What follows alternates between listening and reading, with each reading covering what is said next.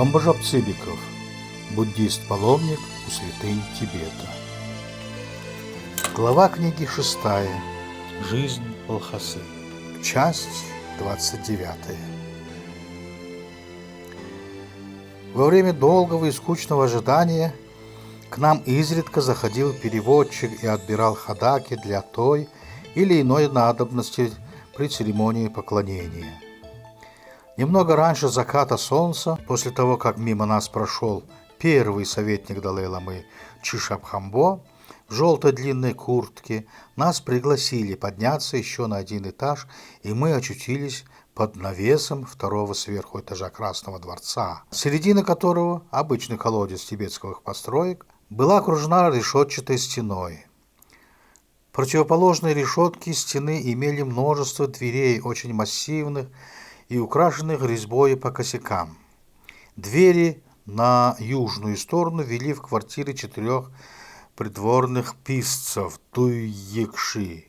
На западной стене были решетчатые окна, из которых была видна верхушка золотой ступы с прахом 5-го, великого Далай-ламы, а внизу были видны и ступы других Далай-лам, бывших после него. На северной и восточной стороне было несколько дверей, ведших и неизвестно куда. С закатом солнца нас повели еще на один этаж выше, по деревянной, очень крутой лестнице, и мы очутились под открытым небом, имея перед собой широкую площадку перед дверью приемного зала Далай-ламы. Здесь у стен по сторонам от двери на более высоких скамейках сидели знатные ламы, а под прямым углом к ним на длинных коврах сидели простые ламы из придворного штата. Поставили нас гуськом. Впереди всех стоял я.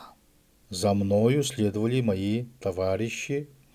За ними стал упомянутый старик-монгол, имея с собой своих товарищей.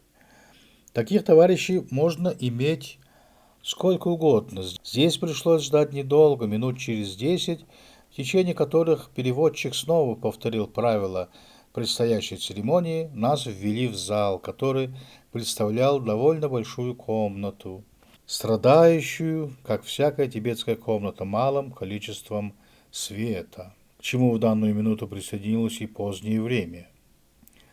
Прямо против двери был поставлен высокий трон, обращенный к двери, на котором по-восточному восседал Далай-лама, завернувшись в желтой мантии, называемой джанши, что буквально значит китайская шелковая материя с разноцветным шитьем, рисунками, с богато отделанным воротом. Голова его была покрыта желтой остроконечной шапкой дзанхавинского образца. Его престол представлял простое возвышение из дерева около 1,5 аршина над полом, вроде кубического сундука, но отделанного резьбой. Подробно рассмотреть резьбу не было возможности, но обыкновенно такие престолы бывают с изображениями 2 львов в положении, как бы поддерживающих престол, верхнюю доску. Остальное пространство наполняется различными рисунками, как то цветов, листьев, просто узоров и так далее. Сверху дерева было наложено несколько толстых квадратных тюфячков, обшитых материей местного и китайского производства. Лицевая сторона престола была закрыта отдельным шелковым платком, на котором были изображены 2 вачира, по-тибетски додже, сложенных крест-накрест, и за спиной была стенка, обшитая желтым китайским атласом. По обе стороны этого престола, над которым изображен сидящим ныне живущий 8-й перерожденец Джебзун Дамба, стояла свита, состоявшая из 4-5 человек, среди коих на первом плане стояли 2 телохранителя, выбираемые из самых высоких и представительных по наружности лам. Большая половина зала оставалась на левую руку от Далай-ламы. Здесь на низких скамейках сидели знатные ламы и высшие сановники. Лишь только мы вошли в дверь, началась какая-то спешная погоня нас, стоявшие здесь ламы, заставляли как можно скорее двигаться вперед, а если кто обращал взоры в сторону или иным образом мешкал, то немилосердно толкали вперед. Мы, приблизившись к Далай-ламе, сделали поспешно 3 земных поклона, а затем, держа на вытянутых вперед руках длинные ходаки, приблизились к престолу. Тут сбоку один из свитских прислужников поставил на ходак последовательно 4 вещи – мандалу, Будду, книгу и субурган. Далай-лама дотрагивался до них, как бы принимая поднесение, а стоящий по правую руку светский лама поспешно убирал. После всех подношений Далай-лама принял ходак и благословил меня приложением своей правой руки к моему темени. В это время ему подали шнурок из ленты шелковой материи. Он связал узел и, дунув на него, положил на мою шею. Такой шнурок с узлом называется по-монгольски цангят, по-тибетски сурундут, то есть охранительный узел, освященный дуновением. После прочтения известного заклинания он считается талисманом, предохраняющим от несчастья. Я отошел в сторону. Моих товарищей он только благословил помянутым способом. Когда очередь дошла до старого цайдамца, то он проделал то же, что и я. Затем нас посадили на тоненький коврик, разосланный недалеко от престола, против его лицевой стороны, перпендикулярно к ней, так что мы сидели боком к Далай-ламе и спинами, обращенными к тем лицам, которые были в аудиенц-зале. Перед нами в одной сажени была только голая стена.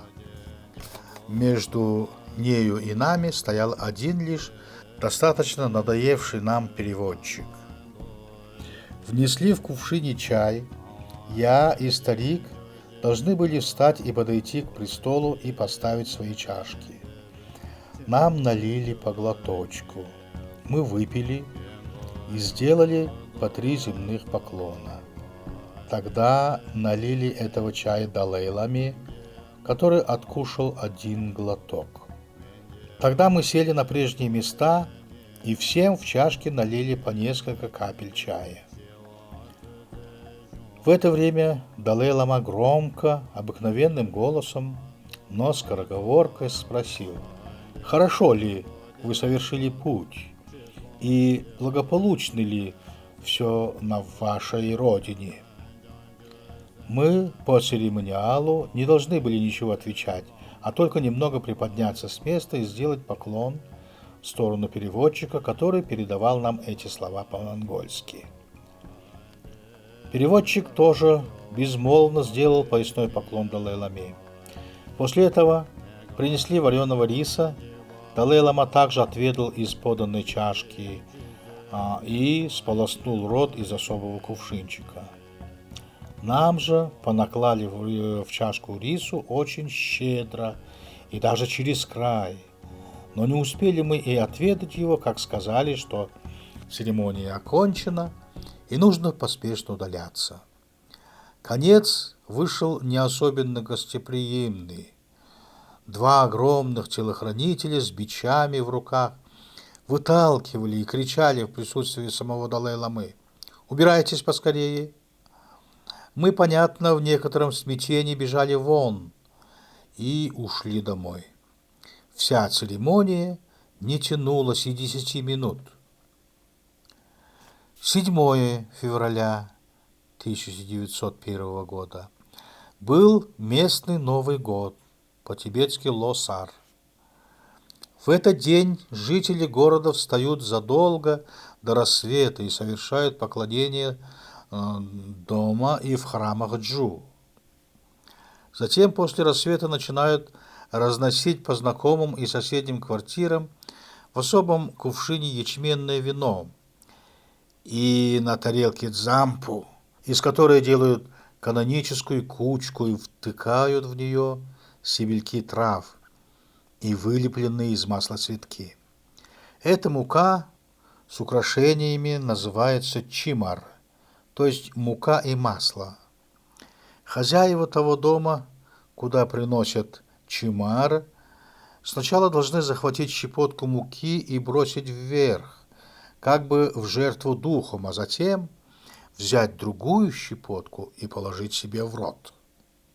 Затем это запивается принесенным вином.